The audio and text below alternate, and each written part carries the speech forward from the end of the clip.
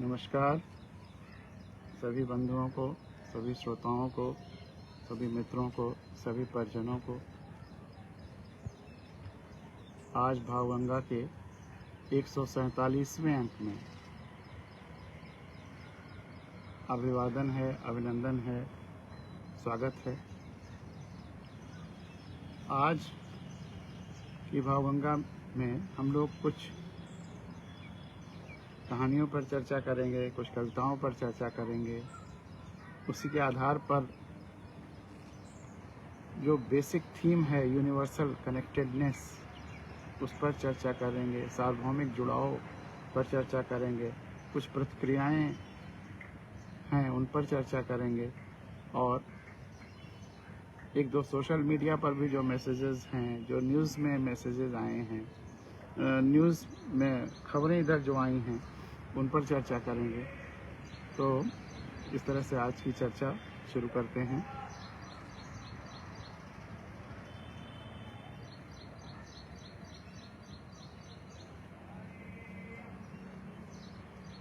शुरुआत एक छोटी सी कहानी जो मिली है वो आपके सामने रखते हैं। और कहानियाँ भी अगर पढ़ते हैं तो उसमें प्रॉस एंड कॉन्स सब पर चर्चा करेंगे। कहानियों में कुछ और हो सकता था, उस पर भी चर्चा करेंगे। उसकी सीमाएं जो हैं उस पर भी चर्चा करेंगे। तो संपूर्णता में चर्चा करेंगे ताकि खुला संवाद हो। और देखिए चिड़िया की आवाज़। आज कल तक मौसम ठंडा था, आज थोड़ा फिर गर्म होने लगा है, लेकिन हवा चल रही है। सूरज की रोशनी में तेजी है। सूरज को प्रणाम करता हुआ अपनी तरफ से, आप सब की तरफ से। तो एक कहानी से शुरू करते हैं, पेड़ का इनकार। एक बड़ी सी नदी के किनारे कुछ पेड़ थे जिनकी टहनियां नदी के धारा के ऊपर तक भी फैली हुई थी। एक दिन एक चिड़ियों का परिवार अपने लिए घोंसले की तलाश में भटकते हुए उस नदी के किनारे पहुंच गया। चिड़ियों ने एक अच्छा सा पेड़ देखा और उससे पूछा, हम सब काफी समय से अपने लिए एक नया मजबूत घर बनाने के लिए वृक्ष तलाश रहे हैं। आपको देखकर हमें बड़ी प्रसन्नता हुई। आपकी मजबूत शाखाओं पर हम एक अच्छा सा घोंसला बनाना चाहते हैं ताकि बरसात शुरू होने से पहले खुद को सुरक्षित रख सकें। क्या आप हमें इसकी अनुमति देंगे? पेड़ ने उनकी बातों को सुनकर साफ इनकार कर दिया और बोला, मैं तुम्हें इसकी अनुमति नहीं दे सकता। जाओ कहीं और अपनी तलाश पूरी करो। चिड़ियों को पेड़ का इनकार बहुत बुरा लगा। वे उसे भला बुरा कहकर सामने के ही दूसरे पेड़ के पास चली गईं। उस पेड़ से भी उन्होंने घोंसला बनाने की अनुमति मांगी। इस बार पेड़ आसानी से तैयार हो गया और उन्हें खुशी खुशी वहां रहने की अनुमति दे दी। चिड़िया का घोंसला, चिड़ियों ने उस पेड़ की खूब प्रशंसा की। चिड़िया का घोंसला वहां बनने के वजह से चिड़ियों ने उस पेड़ की खूब प्रशंसा की और अपना घोंसला बनाकर वहां रहने लगी। समय बीता, बरसात का मौसम शुरू हो गया। इस बार की बारिश भयानक थी। नदियों में बाढ़ आ गई। नदी अपने तेज प्रवाह से मिट्टी काटते काटते और चौड़ी हो गई। और एक दिन तो इतनी बारिश हुई कि नदी में बाढ़ सी आ गई और तमाम पेड़ पौधे अपनी जड़ों से उखड़कर नदी में बहने लगे। और इन पेड़ों में वह पहला वाला पेड़ भी था जिसने उस चिड़िया को अपनी शाखा पर घोंसला बनाने की अनुमति नहीं दी थी। उसे जड़ों सहित उखड़कर नदी में बहता देख चिड़ियों का परिवार खुश हो गया, मानो कुदरत ने उस पेड़ से उनका बदला ले लिया। हमारी भी मानसिकता उस पेड़ की तरह ही अक्सर होती है, उन चिड़ियों की तरह ही अक्सर होती है। खुश हो गया मानो कुदरत ने पेड़ से उसका बदला ले लिया। लेकिन अक्सर हम उस पेड़ की मानसिकता को नहीं समझ पाते और वो चिड़िया भी उस पेड़ की मानसिकता को नहीं समझ पाई। चिड़ियों ने पेड़ की तरफ उपेक्षा भरी नजरों से देखा और कहा, एक समय जब हम तुम्हारे पास अपने लिए मदद मांगने आए थे तो तुमने साफ इनकार कर दिया था। अब देखो तुम्हारी इसी स्वभाव के कारण तुम्हारी यह दशा हो गई। इस पर पेड़ ने बहते हुए मुस्कुराते हुए चिड़िया से कहा, मैं जानता था कि मेरी उम्र हो चली है। मैं जानता था कि मेरी उम्र हो चली है और इस बरसात के मौसम में मेरी कमजोर पड़ चुकी जड़ें टिक नहीं पाएंगी। इस पर उस पेड़ ने मुस्कुराते हुए उस चिड़िया से कहा, मैं जानता था मेरी उम्र हो चली है और इस बरसात के मौसम में मेरी कमज़ोर पड़ चुकी जड़ें टिक नहीं पाएंगी। और मात्र यही कारण था कि मैंने तुम्हें इनकार कर दिया था, क्योंकि मैं नहीं चाहता था कि मेरी वजह से तुम्हारे ऊपर विपत्ति आए। मैं नहीं चाहता था कि तुम्हारे और तुम्हारे बच्चों के ऊपर कोई विपत्ति आए। फिर भी तुम्हारा दिल दुखाने के लिए मुझे क्षमा करना। फिर भी तुम्हारा दिल दुखाने के लिए मुझे क्षमा करना। और ऐसा कहते कहते पेड़ पानी में बह गया। चिड़िया अब अपने व्यवहार पर पछताने के अलावा कुछ नहीं कर सकती थी। चिड़िया अब अपने व्यवहार पर पछताने के अलावा कुछ नहीं कर सकती थी। तो अक्सर हम दूसरों के रूखे व्यवहार का बुरा मान लेते हैं या इनकार का बुरा मान लेते हैं, लेकिन कई बार इसी तरह के व्यवहार में हमारा हित छुपा हुआ होता है। खास तौर पर जब बड़े बुजुर्ग या माता पिता बच्चों की कोई बात नहीं मानते तो बच्चे उन्हें अपना दुश्मन समझ बैठते हैं, जबकि सच्चाई ये होती है कि वे हमेशा अपने बच्चों की भलाई के बारे में ही सोचते हैं। इसलिए यदि आपको कहीं से भी इनकार मिले तो उसका बुरा मत मानिए, उसको गहराई में सोचिए। क्या पता उन चिड़ियों की तरह एक ना आपके जीवन से भी विपत्तियों को दूर कर दे।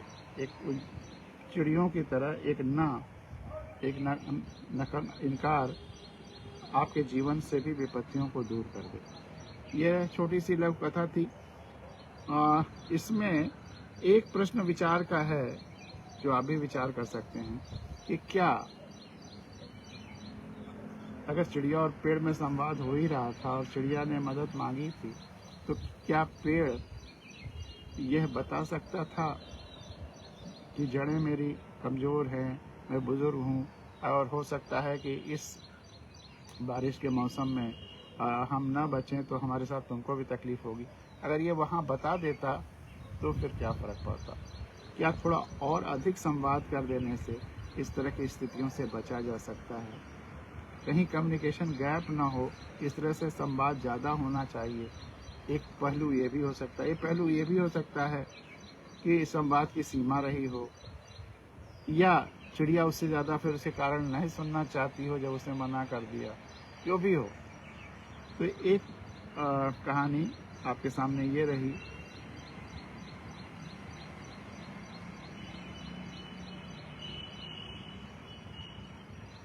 दूसरा, एक रिजर्व बैंक ने 500 के जाली नोट एक नकली नोटों को लेकर एक रिपोर्ट जारी किया है, जिसमें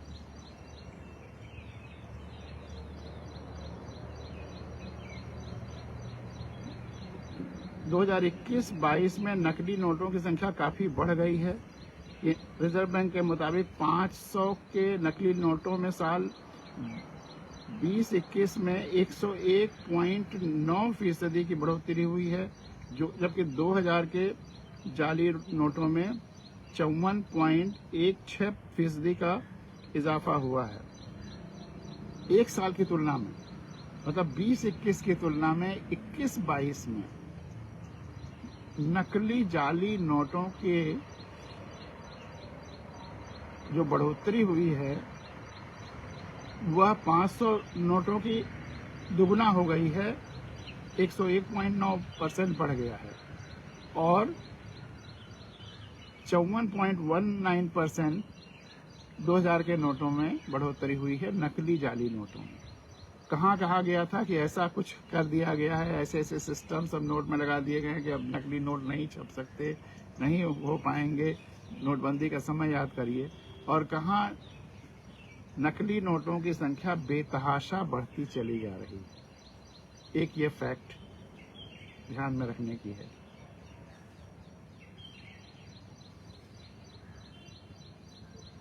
इस पर एक व्यंग्यात्मक टिप्पणी हमारे एक मित्र ने लिख करके भेजी है।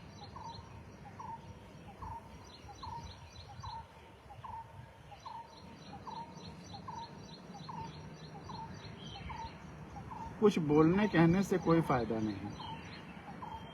अजय कुमार सिंह हैं, पुलिस ऑफिसर रहे हैं, पीपीएस में रहे हैं, प्रोविंशियल पुलिस सर्विस में।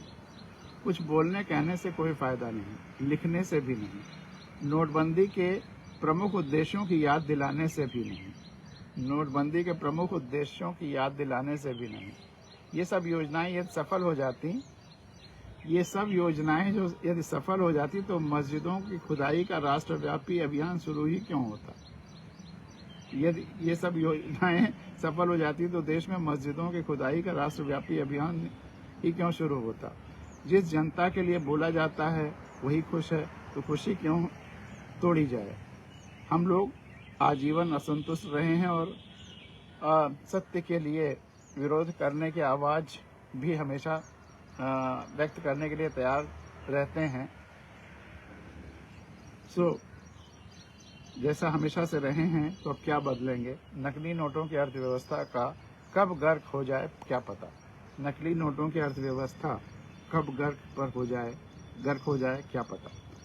और मजे की बात यह कि आज ज्यादातर चर्चाएं अर्थव्यवस्था पर होंगी, नोटबंदी की तो यह हालत है।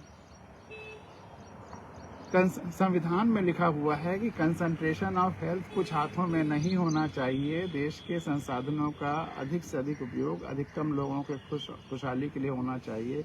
इसीलिए इनकम टैक्स लगाया जाता है।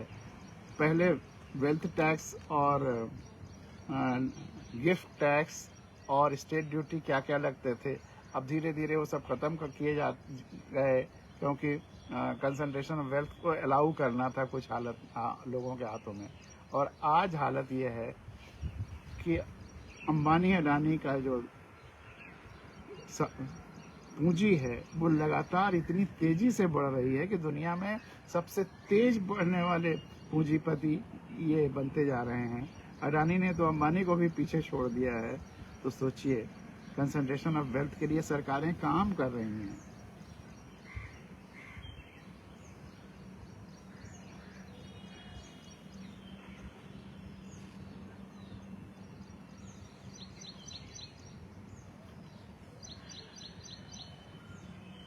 उन्हीं अजय सिंह ने ही लिखा कि प्रधानमंत्री ने कल कहा, मेरा सपना है कि हर किसान के पास ड्रोन हो। प्रधानमंत्री ने कल कहा, मेरा सपना है कि हर किसान के पास ड्रोन हो। और आज खबर आई कि गौतम अडानी ने ड्रोन निर्माण के क्षेत्र में कदम रख दिया है। और आज खबर आई कि गौतम अडानी ने ड्रोन निर्माण के क्षेत्र में कदम रख दिया है। यह भी संभव है कि अडानी ने पहले ड्रोन निर्माण के क्षेत्र में कदम बढ़ाने का फैसला लिया हो और इसके बाद प्रधानमंत्री ने यह सपना देखा हो। जो भी हो, इस अद्भुत संयोग पर अंग्रेजी की कहावत याद आती है, ग्रेट माइंड्स थिंक अलाइक, यानी महापुरुष एक जैसा सोचते हैं। आधुनिक कृषि में ड्रोन की उपयोगिता फसलों की निगरानी और कई तरह के नुकसानों से बचाने में है। ड्रोन बनाने वाले बेंगलोर की कंपनी जनरल एरोनॉटिक्स में अडानी ने 50% की हिस्सेदारी खरीदने की डील की है। कृषि के अलावा डिफेंस सहित कई अन्य क्षेत्रों में ड्रोन का उपयोग बढ़ता जा रहा है। ड्रोन जो जिसे आजकल शादी ब्याह में आप देखते होंगे कि वो उड़ता रहता है, फोटो खींचता रहता है, एक तरह से छोटा सा उड़ने वाला हेलीकॉप्टर जिसमें कोई इंस्ट्रूमेंट, साइंटिफिक इंस्ट्रूमेंट आप उड़ा करके प्रिसाइजली भेज करके और वहाँ की सूचनाएं वीडियो से भी अन्य तरीके से भी मंगा सकते हैं। कृषि के अलावा डिफेंस सहित कई अन्य क्षेत्रों में ड्रोन का, चिड़िया देखे खूब अच्छे से बोल रही है, गा रही है बगल में यहीं बैठ करके। कृषि के अलावा डिफेंस सहित कई अन्य क्षेत्रों में ड्रोन का उपयोग बढ़ता ही जा रहा है और इसके निर्माण में पूंजी लगाना भविष्य में अकूत लाभ की गारंटी है। ऊपर से अगर प्रधानमंत्री के सपनों का साथ हो तो फिर कहना ही क्या है। केंद्र सरकार देश में ड्रोन सेक्टर के विकास पर खासा जोर दे रही है और इसके लिए एक ड्रोन नीति भी तैयार की गई है। अडानी की योजनाओं और प्रधानमंत्री के सपनों का मेल वाकई अद्भुत है। प्रधानमंत्री ने आयुष्मान भारत का सपना देखा, सरकारी खर्च पर 50 करोड़ लोगों के स्वास्थ्य बीमा की घोषणा की। इधर कोरोना संकट के समय मध्य आय वर्ग के लोगों में भी स्वास्थ्य बीमा करवाने की होड़ लगी। उधर अडानी ने हेल्थ केयर के क्षेत्र में भी बड़े निवेश का फैसला ले लिया। इसी 17 मई को अडानी हेल्थ वेंचर्स लिमिटेड नामक कंपनी की स्थापना हुई। भारत में चिकित्सा के क्षेत्र में निजी क्षेत्र के लिए अथाह अवसर और सरकार की मंशा भी है कि लोग खांसी जुकाम होने पर भी निजी अस्पतालों की ओर ही रुख करें तो बेहतर है। अब इस अवसर पर लाभ अडानी भी उठाना चाहें तो किसी को क्या दिक्कत। एक सरकारी फार्मा कंपनी HLL हेल्थकेयर को सरकार बेचने वाली है और जाहिर है प्रधानमंत्री के सपनों के सहयात्री अडानी इस कंपनी को खरीदने की होड़ में आगे हैं। प्रधानमंत्री का सपना है भारतीय रेल की आधारभूत संरचना विश्वसनीय हो, देश के महत्वपूर्ण रेलवे स्टेशन की चमक दमक से लोगों की आंखें चौंधिया जाएं। अडानी इसी सपने को मुकाम तक पहुंचाने में जुट गए। उन्होंने अपनी गाढ़ी कमाई के पैसों को रेलवे प्लेटफॉर्म आदि खरीदने में झोंक दिया, आगे और झोंकेंगे। प्रधानमंत्री का सपना है कि देश के बड़े बंदरगाह और हवाई अड्डे आधुनिक तकनीकों और सुविधाओं से लैस हों। उनके सपनों को पूरा करने के लिए अडानी एक एक करके न जाने कितने बंदरगाह और एयरपोर्ट खरीद चुके। इसमें कोई संदेह नहीं कि आगे और खरीदेंगे, खरीदते जाएंगे। BBC की रिपोर्ट बताती है कि नरेंद्र मोदी के सपनों और अडानी के व्यावसायिक प्रयासों का साथ 2 दशक पुराना है, जब 2002 में मोदी जी गुजरात के मुख्यमंत्री थे। रिपोर्ट के मुताबिक 2002 में गौतम अडानी की कुल संपत्ति $76 करोड़ थी। 76 करोड़ डॉलर थी। 2014 में मोदी जी ने गुजरात छोड़ा तो इन 12 वर्षों में अडानी की कुल संपत्ति $1000 करोड़ से अधिक हो चुकी थी। यानी उन 12 वर्षों में उनकी संपत्ति में 13 गुना से भी अधिक इजाफा हुआ। उन 12 वर्षों में मोदी जी गुजरात के लिए सपना देखते रहे थे, फिर 2014 में प्रधानमंत्री बन गए और तब देश के लिए सपने देखने लगे। अब मोदी जी के सपने बड़े थे और मोदी जी के दांव भी बड़े हुए। BBC की उसी रिपोर्ट में ब्लूमबर्ग बिलियनियर्स इंडेक्स के हवाले से बताया गया कि फरवरी 2022 में गौतम अडानी की कुल संपत्ति $8,850 करोड़ हो गई। $8,850 करोड़। उस दिन मुकेश अंबानी को भी पछाड़कर देश के सबसे अमीर बन गए थे। यानी 2014 से 2022 तक 8 वर्षों के मोदी राज में अडानी की कुल संपत्ति में 9 गुने की बढ़ोतरी हुई। अब जब मोदी जी के सपने बड़े थे तो उन सपनों के सहयात्री अडानी जी के लाभ भी बड़े होने लगे थे। आजकल अंबानी और अडानी में होड़ लगी रहती है। किसी दिन वे देश के सबसे अमीर घोषित होते हैं तो किसी दिन ये घोषित होते हैं। हालांकि प्रधानमंत्री ने सपना तो यह भी देखा था कि 2022 तक किसानों की आमदनी भी कम से कम दुगनी हो जाएगी, लेकिन किसानों के सपनों के साथ उनके सपने मेल नहीं खाते या उन्होंने उसके साथ घोर अन्याय किया। किसानों ने उनके सपनों के साथ घोर अन्याय किया। जहां अडानी मोदी के 8 वर्षों के राज में 9 गुनी छलांग लगा पाए, किसान तो महज 1.25 गुनी छलांग लगाने में ही हाँफने लगे। किसान तो महज 1.25 गुनी छलांग लगाने में भी हाँफने लगे और महंगाई इधर 15% बढ़ रही है तो वो जो बढ़ोतरी हुई वो भी एक तरह से बराबर ही है या घटने ही वाली है। उधर नौजवानों की बेरोजगारी हालिया इतिहास के उच्चतम स्तरों पर पहुंच गई है तो आम आदमी की बात ही क्या है। जब आमदनी ही नहीं है तो उसमें बढ़ोतरी कैसे। अपने बाप की रोटी तोड़ते बैंक वर्षों से बैंक, SSC, रेलवे आदि की तैयारी करते वैकेंसी की ओर टकटकी लगाए रहते हैं और वैकेंसी है कि रेगिस्तान के बादलों की तरह छलती ही जा रही है। मोदी जी का सपना था कि हर वर्ष नौजवानों को 2 करोड़ नौकरियां देंगे, लेकिन उनके सपनों को सरकारी विभाग और प्राइवेट सेक्टर ने मिलकर भारी धोखा दे दिया। सरकारी विभाग वैकेंसी निकालने की जगह पोस्ट ही खत्म करने में अधिक रुचि दिखा रहे हैं। आज की खबर है कि रेलवे के बाबू लोग भरी दोपहरी की तपती धूप में मुर्दाबाद करते पसीने से तरबतर हो रहे थे, क्योंकि रेलवे ने नॉन सेफ्टी संवर्ग के 72,000 पदों को खत्म करने का निर्णय लिया है। जब पद ही खत्म है तो वैकेंसी कैसी, जब वैकेंसी ही नहीं तो बहाली कैसी। ये तो अच्छा है कि दिल्ली के कुतुब मीनार से लेकर काशी की मस्जिद तक की खुदाई के लिए नारे लगाने को नौजवानों की अच्छी खासी वैकेंसी आई है। उधर मध्य प्रदेश से लेकर कर्नाटक तक में भी इसी तरह की वैकेंसियों की बहार है। जो नौजवान इतिहास की कब्रों को खोदने और खुदवाने में दिलचस्पी रखते हैं, उन्हें प्रेरणा देने के लिए अक्षय कुमार की नई फिल्म पृथ्वीराज अगले सप्ताह आ ही रही है, जिसके ट्रेलर के अंत में बड़े बड़े हरफों में लिखा दिखता है, धर्म के लिए जिया हूँ, धर्म के लिए ही मरूंगा। भले ही इतिहास के प्रोफेसर और छात्र पृथ्वीराज के धर्म के लिए जीने और धर्म के लिए मरने की बात सुनकर माथा पीट लें। व्हाट्सएप यूनिवर्सिटी से इतिहास को जानने वाले नौजवानों के लिए तो यह एक प्रेरक बात हो ही सकती है। वैसे मोदी जी 2014 से ही सपना देख रहे हैं कि देश के नौजवान स्किल्ड हों, ताकि देश को $5 ट्रिलियन वाली अर्थव्यवस्था बनाने में अपनी महती भूमिका निभा सकें।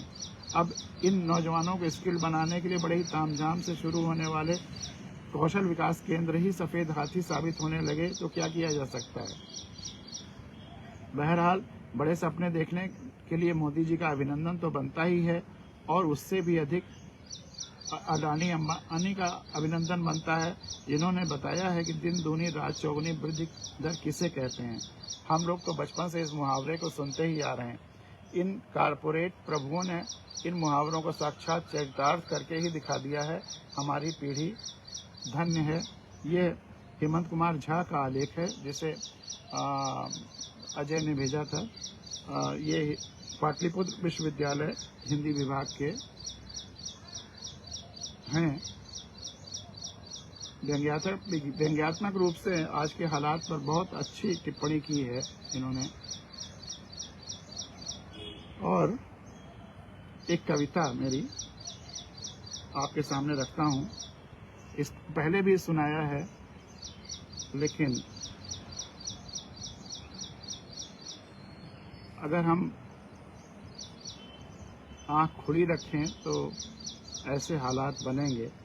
और आजकल जो पुरस्कार दिए जा रहे हैं, जब ऐसी व्यवस्थाएं हों, जो सबसे ज़्यादा पुरस्कार अंबानी अडानी को ही देने की सोच रही हूँ, और जैसा अंबानी अडानी करने जा रहे हैं उसी के सपने देख रही व्यवस्थाओं के समय में पुरस्कार कितने छलिया हो जाते हैं और किस किस तरह के लोगों को पुरस्कार दिया जाता है, उस संदर्भ में पुरस्कार पर एक मेरी कविता है, वो आपके सामने रख रहा हूँ।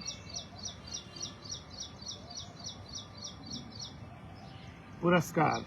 कोई उस बादल को कैसे पुरस्कृत करेगा जो लोगों की वह धरती की प्यास बुझाने को बरस कर बरसते बरसते समाप्त हो जाता है।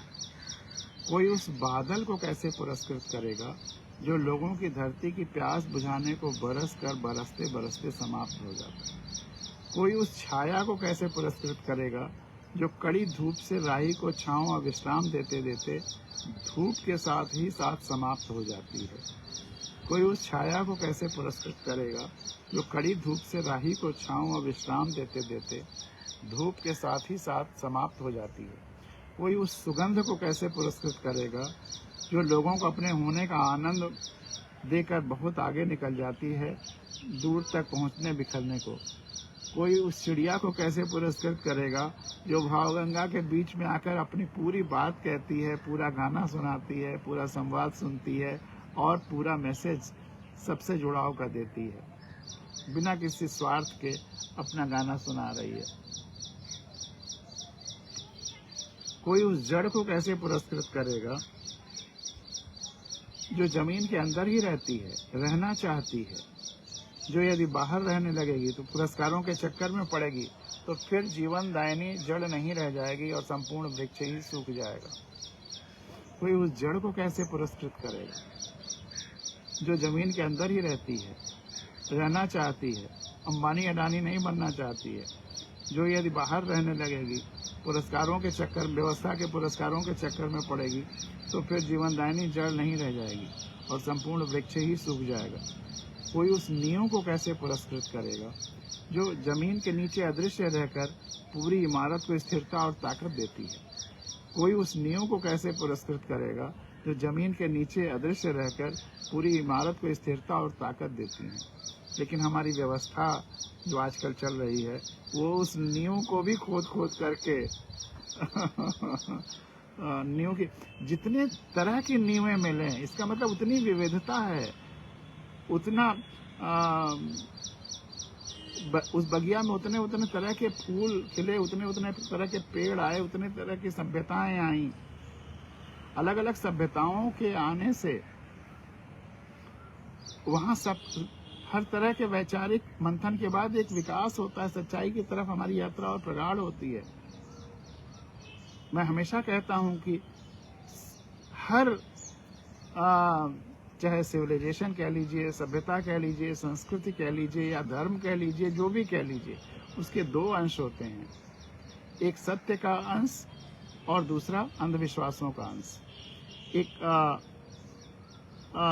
उसका सिविलाइज्ड हिस्सा है और एक अनसिविलाइज्ड हिस्सा है।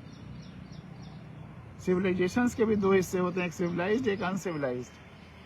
तो जो सिविलाइज्ड हिस्से हैं वो संगम करते हैं, मिंगल करते हैं और दोनों साथ साथ एक नई शक्ति के साथ आगे बढ़ते हैं। और जो अनसिविलाइज्ड हिस्से हैं वो केवल मारकाट करते हैं, हिंसा फैलाते हैं, वो समझने समझाने की कोशिश नहीं करते, वो केवल उसको मारकाट और उसी में विश्वास करते हैं, अपने स्वार्थ सिद्धि में ही लगे रहते हैं। तो अगर हम जड़ों को देखें, नींवों को देखें, तो वहां अगर हम उस सिविलाइजेशन को देख सकें, उस संगम को देख सकें, तो बहुत कुछ और दिखेगा, हालात बहुत कुछ और होंगे। और मैंने बार बार कहा है कि जब मंदिरों मस्जिदों पर जब इतनी बातें होती हैं, तो जब पिछली कल धरती जानती है कि प्रोग्राम में भी कहा था, लेकिन इसको बार बार गहराई से सोचने की जरूरत है कि हिंदुस्तान में जब इस्लाम आया था तो उस समय पूरे देश में मंदिर ही मंदिर थे, लेकिन इस्लाम आया, उसने हमें परास्त किया, हिंदू धर्म मानने वालों को हम मानते हैं परास्त किया। तो क्या हमारे ये मंदिर हमारी रक्षा कर पाए? अगर उन मंदिरों के होते हुए भी हम परास्त हुए तो हमें गहराई से सोचना होगा कि हम ये मंदिर हमारे गुलामी के बचाने के कारक नहीं हैं। हमारे अंदर कुछ ऐसी और चीज़ों की ज़रूरत है, कुछ और ऐसी कमियां जिन्हें दूर करने की ज़रूरत है, जिससे कि हम ये बार बार गुलाम ना हो। ये मंदिरों को तो हम सिंबल मान करके जबरदस्ती उधर अपना ध्यान दूसरे लोगों को लूटने के लिए करते हैं अक्सर। और मंदिर मस्जिद दोनों की ताकतें निरर्थक सिद्ध हुई जब अंग्रेज आए। तो उस समय तो हिंदुस्तान में जो मस्जिदें बननी थी मंदिरों की जगह पर वो भी बन गई, और जो बाकी तमाम हिंदू मंदिर थे वो तो थे ही, लेकिन उन दोनों के रहते हुए क्रिश्चियंस ने हम पर शासन किया 200 साल तक। तो मंदिर मस्जिद दोनों नहीं बचा पाए। तो हम एक वर्शिपिंग फॉल्स गॉड्स एक किताब है ही, शायद किसकी है, बड़ी पॉपुलर हुई थी। तो मतलब हम गलत देवताओं की पूजा कर रहे हैं, गलत मंदिरों, गलत पूजा स्थलों पर पूजा कर रहे हैं, गलत ध्यान दे रहे हैं। हमको असली देवता को तलाश करके और उसकी पूजा करनी होगी, और असली देवता यही है, पेड़ पौधे, वनस्पतियां, धरती।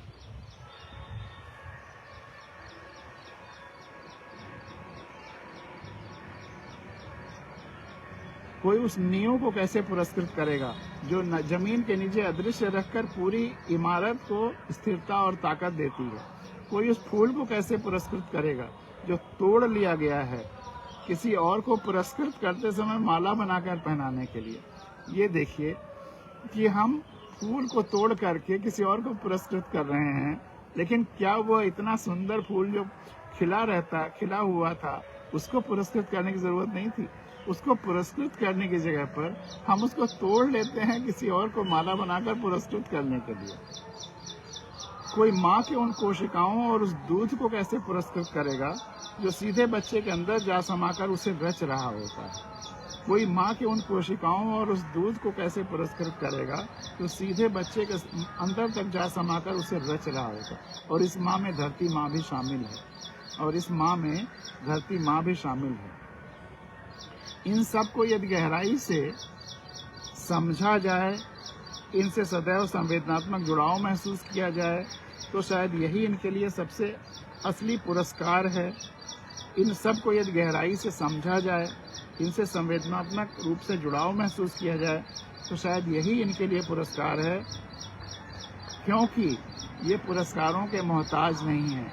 इन्होंने कोई काम पुरस्कारों के लिए नहीं किया है, क्योंकि ये पुरस्कारों के मोहताज नहीं हैं। इनका कार्य और उस कार्य करते समय जो मिलने वाला आनंद है वो पुरस्कारों से बहुत बड़ा है, क्योंकि इनका कार्य पुरस्कारों के मोहताज नहीं है।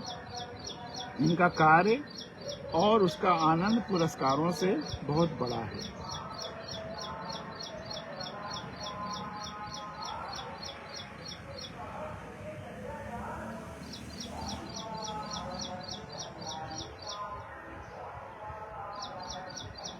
अडानी की समृद्धि पर एक और छोटी सी टिप्पणी मिली थी, वो भी अच्छी है।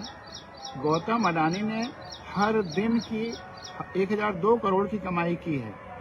पिछले वर्ष गौतम अडानी ने हर दिन की 1002 करोड़ रुपए की कमाई की है। भले ही मुकेश अंबानी देश के सबसे रईस अरबपति हों, लेकिन एक दिन की कमाई के मामले में वह गौतम अडानी से काफी पीछे हो गए हैं। गौतम अडानी ने एक दिन में 1002 करोड़ की कमाई की है, वहीं मुकेश अंबानी सिर्फ 163 करोड़ रुपए रोज की कमाई कर पाए हैं। अब आप अपना पर्स टटोलना कि इन 8 सालों में आपकी कमाई कम हुई है या बढ़ी है। गांव घर आसपास के युवाओं को नौकरियां मिली हैं या फिर वे धर्म रक्षा में तलवार भांज रहे हैं। बच्चे जिन स्कूलों में पढ़ते हैं उनकी फीस बढ़ी है या उतनी ही है, और पढ़ाई और अच्छी हुई है कि नहीं। आपके मन में शांति है या उन्माद का तनाव रोज रोज पसरता जा रहा है। आपके मन में शांति है या उन्माद का तनाव रोज रोज पसरता जा रहा है। अडानी जी का क्या, पहले वे साइलो बनाते थे, फिर सरकार उस साइलो को भरने के लिए कानून बनाती है। यह तो किसानों के संघर्ष की सराहना कीजिए कि वह अडानी ट्रैप में फंसने से बच गए। यह तो किसानों के संघर्ष की सराहना कीजिए कि वह अडानी ट्रैप में फंसने से बच गए और पूरे देश को अडानी ट्रैप में, जब सबसे बड़ा जो तीनों बिलों में सबसे खतरनाक था, वो मैं बार बार कहता हूं कि जो इसेंशियल कमोडिटीज एक्ट में संशोधन करके जो जरूरी खाद्यान्न थे वो इसेंशियल कमोडिटीज से हटा दिया था, वह सबसे बड़ा अडानी ट्रैप होने जा रहा था। केवल किसानों के लिए नहीं, हर व्यक्ति के लिए। तो किसानों ने पूरे देश को बचा लिया।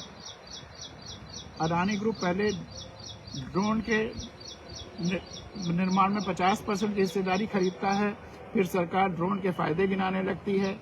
पहले वे जियो के विज्ञापन पर नमूदार होते हैं, फिर BSNL की सामत आनी शुरू हो जाती है। ये कुछ उदाहरण है। आजकल सुबह उठते ही सरकार का एक ही काम है कि वह अपना चेकलिस्ट निकालती है और यही देखती है कि क्या क्या बिका और क्या क्या अभी बिकना बाकी है, और इन सबको कैसे अंबानी अडानी को ही बेचा जाए, ऐसी नियम कानून बनाए जाएं। सरकार की हालत, जो पहनाने वाली गाय होती है, पहना करके और फिर दूध निकाल लेती हैं, सरकार की हालत पहनाने वालों जैसी हो गई है। बस पहना के हट जाइए, फिर तो सारी रसरी बांध के दूध चहेते पूंजीपति दुहे ही लेंगे। सरकार का प्रबल समर्थक तो छोड़ ही दीजिए, खुद सरकार की भी इतनी हिम्मत नहीं है कि एक सार्वजनिक प्रेस कॉन्फ्रेंस करके 8 साल की उपलब्धि ही गिना दें। फिलहाल इसे भी एक उपलब्धि ही मान सकते हैं। सरकार का प्रबल समर्थक तो छोड़ दीजिए, खुद सरकार की भी इतनी हिम्मत नहीं है कि एक सार्वजनिक प्रेस कॉन्फ्रेंस करके 8 साल की उपलब्धि ही गिना दें। फिलहाल इसे भी एक उपलब्धि ही मान सकते हैं। तो सरकार वैसे हमेशा की जनता की होती है। अभी कल ही मैं एक मित्र ने लिखा था कि इनकी सरकार, मैंने कहा सरकार किसी व्यक्ति की नहीं होती, किसी पार्टी की नहीं होती, सरकार जनता की होती है। लेकिन इतना भ्रम फैला दिया गया है कि जो प्रधानमंत्री या मुख्यमंत्री है उसका सरकार कहा जाता है, उस पार्टी की सरकार कहा जाता है। वो भ्रम फैला हुआ, इसलिए लेखों में भी अक्सर इनकी सरकार या उनकी सरकार, जबकि यह सब वाकई सेवक हैं। संविधान में इनको सेवक से बड़ा कुछ नहीं माना कहा गया है, लेकिन हमने उनको इस तरह से उनके फेंके गए कर्मचारियों में चुनने में इस तरह व्यस्त हैं कि वो जो मनमाना चाह रहे हैं कर रहे हैं, और हमने उनको अपने सेवक की जगह पे अपने को प्रजा मान करके उनको अपना मालिक मान बैठे हैं, और वो जिस तरह से चाह रहे हैं कर रहे हैं, और हमारी दुर्दशा होती जा रही है। कब हम अपनी आँख खोलेंगे? कब संविधान को पढ़ेंगे? संविधान में है कंसंट्रेशन ऑफ वेल्थ नहीं होना चाहिए, और यहाँ सरकारें केवल और केवल कंसंट्रेशन ऑफ वेल्थ कुछ हाथों में करा रही हैं। और सरकारों, जो नीति निर्देशक तत्वों का मूल है कि सरकारें आय के सामान्यीकरण, मतलब जो बहुत गरीब हैं उनके लिए, जो अमीर हैं उनसे ले करके उधर करेंगी, और सबके खुशहाली के लिए कार्य करेंगी। तो हमें आंख खोल करके संविधान पढ़ करके अगले हर चुनाव में ऐसे लोगों को चुनना है जो संविधान के अनुसार चलें, जो गरीबों के लिए काम करें, जो आपके सेवक बने रहें।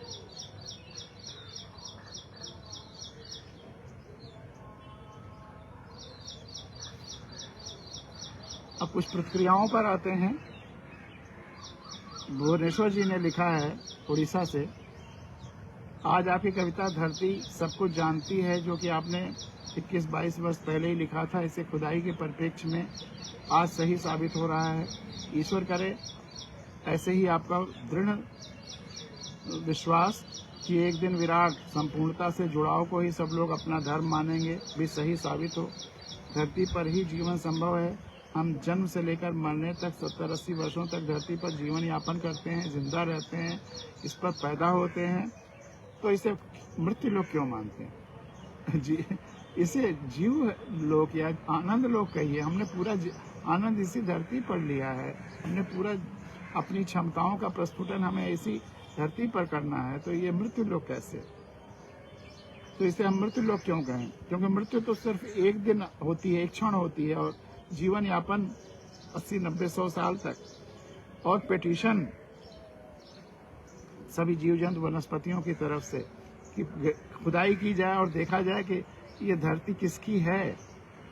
1-2-4 मीटर, 10 मीटर, 100 मीटर में हो सकता है एक धर्म, फिर दूसरे धर्म, फिर तीसरे धर्म के अवशेष हों, लेकिन अंत में तो मिट्टी और पानी मिलेगा, जो सारे पेड़ पौधे वनस्पतियों और जीव जंतुओं के रहने के अवशेष हैं कि इसी पर वही रहते थे। और सारे धरती पर घनीभूत जंगल थे, तो फिर ये अपना हक मानते हैं कि हमको रिस्टोर करो। तो ये पिटीशन तो उस विराट कोर्ट में फाइल हो चुकी है।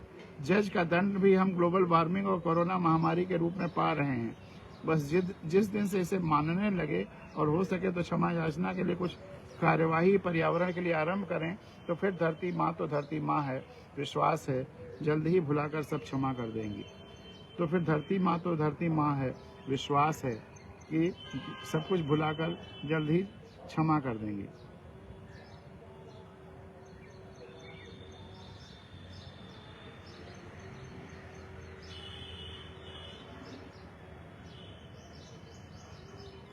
और एक डॉक्टर सुशील उपाध्याय की टिप्पणी प्राप्त हुई है। एक व्यक्ति जो भारत और पाकिस्तान दोनों में रहता है, उसकी क्या मनोदशाएं हैं वो आपके सामने रखते हैं।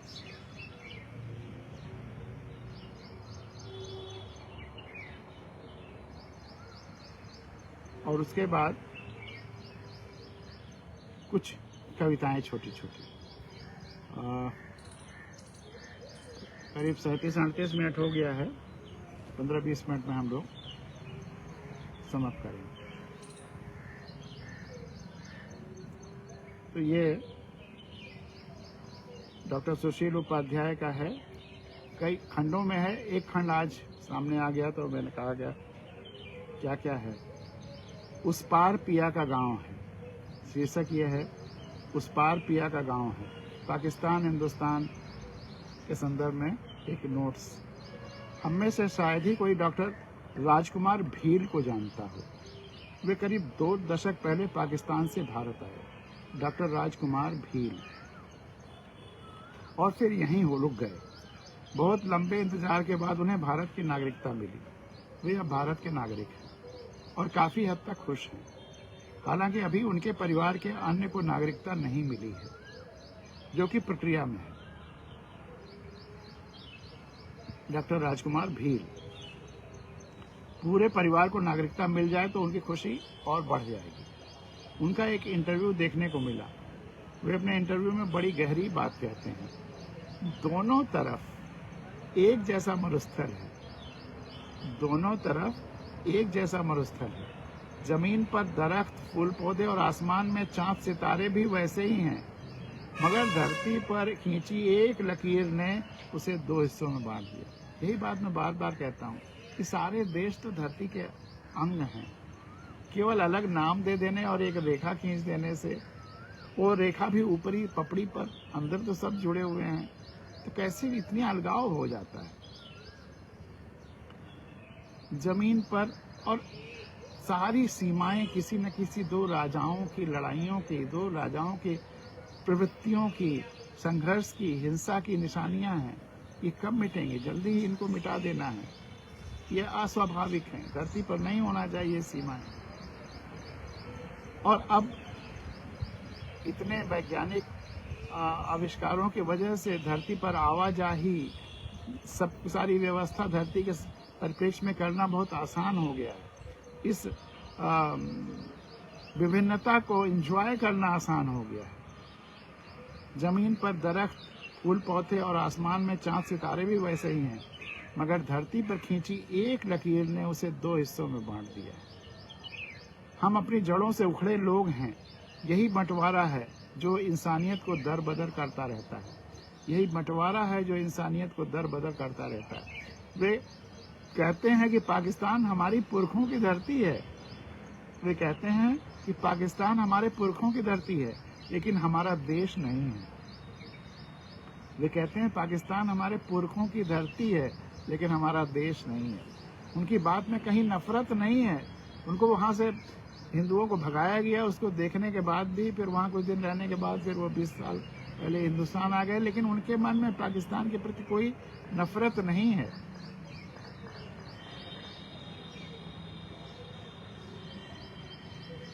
उनका बहुत सीधा, उनकी बात में कहीं कोई नफरत नहीं, उनका बहुत सीधा लेकिन गहरा फलसफा है। वे कहते हैं यहाँ आ गए हैं, पीछे सब छोड़ आए हैं, मजबूरी में छोड़ आए हैं। कोई अपनी मिट्टी को इतनी आसानी से कहाँ भूल पाता है। मजबूरी में छोड़ के हम पाकिस्तान से आए हैं, उस मिट्टी को हम कहाँ भूल पाए हैं, जिसमें बचपन में, जिसमें हम बड़े हुए, हमारी सांसों में, नथनों में जो मिट्टी की महक बसी हुई है, वो कहाँ छोड़ आए हैं। वो महक है हमारे साथ अभी भी। कोई अपनी मिट्टी को इतनी आसानी से कहाँ भूल पाता है। इस दर्द का वो हर व्यक्ति महसूस कर सकता है जिसे अपनी धरती से, अपने लोगों से जुदा होना पड़ा। जुदा होने की वजह चाहे कुछ भी हो। जानकार बताते हैं कि इस वक्त करीब 50,000 लोग ऐसे हैं जो वैध तरीके से भारत आए और अब बरसों से नागरिकता पाने की गुहार लगा रहे हैं। इनमें से काफी लोग निराश होकर वापस भी चले गए हैं। वापस जाने वालों की क्या स्थिति हुई होगी, इसका अनुमान लगाना मुश्किल नहीं है।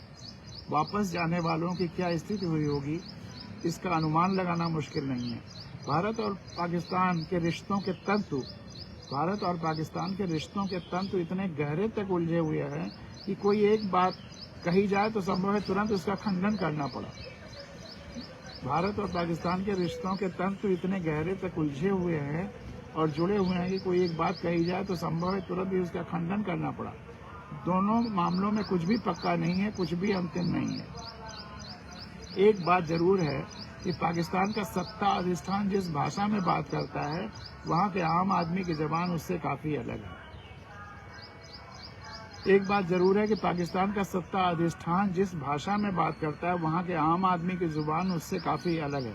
यकीन न हो तो पंजाबी गायक सिद्धू मूसेवाल की मौत पर पाकिस्तानियों ने जिस तरह से दुख और रंज का इजहार किया, उसी को देख लीजिए। सिद्धू की मौत के अगले दिन उनका वो वादा ट्विटर पर ट्रेंड करने लगा जिसमें उन्होंने लाहौर में लाइव शो करने की बात कही हुई थी। कुछ देर के लिए इसी का उदाहरण मान लीजिए। यदि वहां पर हर तरफ नफरत है तो फिर सिद्धू मूसेवाल को क्यों याद कर रहे हैं? अगर वहां पर इस तरफ हर तरफ हिंदुस्तान और यहाँ की हर चीज से, या यहाँ के आर्टिस्ट से, यहाँ पंजाबी भाषा से, या इस सब से इतनी नफरत है, तो फिर लोग सिद्धू मूसेवाल को क्यों याद कर रहे हैं? इसके पीछे एक मजबूत कारण है, दोनों तरफ की जड़ें साझी हैं। ऊपर हमने दो पेड़ हैं बगल बगल और बीच में एक लकीर खींच दी, लेकिन अंदर जड़ें तो साझी, जमीन के अंदर तो एक हैं। उसको कहाँ से मिटाएंगे? वो जड़ें जो पुरस्कृत करने की मोहताज नहीं है, वो एक ही हैं। और पूरी धरती में जितने सभ्यताएं हैं, जितने धर्म हैं, सबकी जड़ें एक हैं। इसी में इसके पीछे एक मजबूत कारण है, दोनों तरफ की जड़ें साझी हैं। जबान और कल्चर का जुड़ाव भी है। इसी में एक सूत्र छिपा हुआ है कि यदि मजहब को पीछे करके कल्चर को, रीति रिवाजों को, जीवन पद्धतियों को आगे ले आए तो शायद भरोसा बन जाए। बंगाल में देखिए, हिंदू मुसलमान दो धर्म हैं, लेकिन चाहे वो बंगाली हिंदू का हो, चाहे वो इस्लाम का हो, दोनों की जीवन पद्धतियां 99.9% एक हैं। तो संस्कृतियां, जीवन पद्धतियां धर्म के बियॉन्ड जाती हैं। तो जबान और कल्चर का जुड़ाव भी है। इसी में एक सूत्र छिपा हुआ है कि यदि धर्म को पीछे करके, मजहब को पीछे करके साझी कल्चर, साझी जीवन पद्धति और सिविलाइजेशन को आगे ले जाएं तो शायद भरोसा बन जाए। दोनों देशों से जुड़ी चीजों को जितना देखिए और जितना समझिए, बिछड़ने की तड़प साफ महसूस की जा सकती है। और वो दोनों तरफ, हिंदुस्तान में भी वो तरफ है और पाकिस्तान में भी वो तरफ है। एक प्रोफेसर मित्र हैं, संस्कृत और प्राच्य विद्याओं के बड़े विद्वान हैं। इन दिनों वे अक्सर पाकिस्तानी हिंदुओं के लिए ऑनलाइन धार्मिक कर्मकांड संस्कार कराने में व्यस्त रहते हैं। लोग अक्सर उनसे अनुरोध करते हैं कि किसी तरह थार एक्सप्रेस और समझौता एक्सप्रेस शुरू हो जाए तो इस तरफ आना आसान हो जाए, लेकिन आसान कुछ भी नहीं है। दोनों तरफ आसान नहीं है।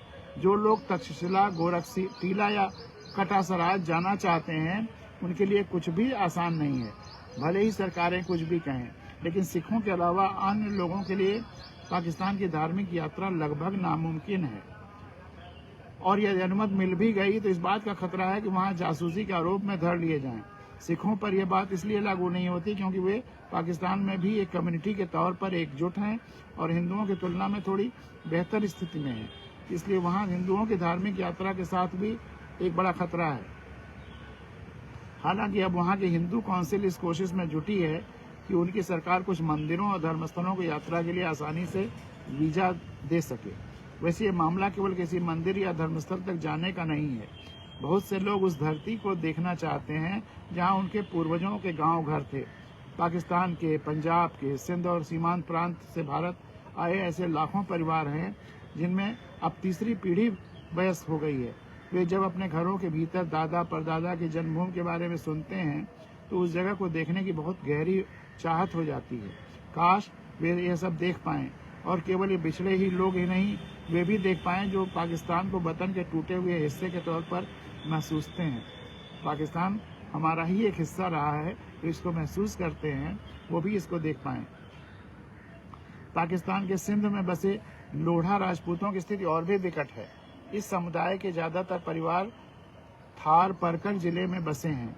इस समुदाय का एक प्रमुख हिस्सा, जिसे आप खाप या कबीला भी कह सकते हैं, पाकिस्तान में बसा रह गया और बाकी हिंदुस्तान आ गए, इस तरफ आ गए। अब युवा हो रहे बच्चों की शादियों का संकट खड़ा हो रहा है। इनके मामले में बीबीसी ने एक विस्तृत स्टोरी अपने पोर्टल पर प्रकाशित की। इस स्टोरी के अनुसार पाकिस्तान में भारतीय सीमा से लगते उमरकोट, थार पारकर और सांघार इलाके में 16 हिंदू राजपूतों के परिवार, हजारों परिवार रहते हैं। यह समुदाय अपनी धार्मिक और सांस्कृतिक मान्यताओं के चलते अपने ही कबीले में शादी नहीं करता। यही वजह है कि भारत विभाजन के बाद से ही ये लोग अपने बच्चों के रिश्ते की तलाश में भारत के दूसरी राजपूत समूहों के पास जाते हैं। लोढ़ा राजपूतों में ज्यादातर शादियां हिंदुस्तानी लड़कों से की जा रही हैं। लड़की हिंदुस्तान आ जाती है, लेकिन फिर अपने परिवार से मिलना संभव ही नहीं रह जाता। न लड़की के परिवार वालों को यहाँ आने का वीजा मिलता और न ही भारत के लड़के को परिवार वालों को पाकिस्तान जाने की अनुमति मिल पाती। ऐसी अनेक कहानियां हमारे आसपास बिखरी हुई हैं, जिसका दर्द शब्दों को दिलासा से कम नहीं हो सकता, जिसका दर्द शब्दों के दिलासा से कम नहीं हो सकता। ये बातें हम जैसे लोगों को गैर मामूली लग सकती हैं, लेकिन उन लड़कियों के बारे में सोचिए जिन्होंने अपनी ज़िंदगी का बड़ा हिस्सा पाकिस्तान में बिताया और अब वे इस स्थिति में भी नहीं है कि अपने माँ बाप या भाई बहनों से जाकर मिल सकें। यह न कोई राजनीतिक मसला है और न कोई कूटनीतिक दांवपेच है। यह सीधे तौर पर मानवीयता के सामने पैदा हुआ संकट है। यह सीधे तौर पर मानवीयता के सामने पैदा हुआ संकट है। अकेले राजस्थान में 1000 से ज़्यादा ऐसे परिवार बताए जाते हैं जो 2 देशों के बीच बंटे हुए हैं। अकेले राजस्थान में 1000 से ज़्यादा ऐसे परिवार बताए जाते हैं जो 2 देशों के बीच बटे हुए हैं। इन्हें राहत तभी मिल सकती है जब सीमा पर सहज आवाजाही हो और लोग आसानी से आपस में मिल सकें। और बात वही है, ये तभी होगा जब धरती व्यवस्था का एक यूनिट होगी और धरती को बचाना, धरती और प्रकृति को बचाना और संपूर्ण ब्रह्मांड से जुड़ाव महसूस करना, यही धर्म होगा, यही एकमात्र धर्म होगा। तो समय अब हो चला है, तो इसलिए अब जो सोच रहा था कुछ कविताएं वो कल होंगी। आज भावगंगा का ये 147वां अंक यहीं समाप्त करते हैं। आपके आज का दिन शुभ हो, मंगलमय हो और कल फिर हम लोग मिलेंगे। नमस्कार।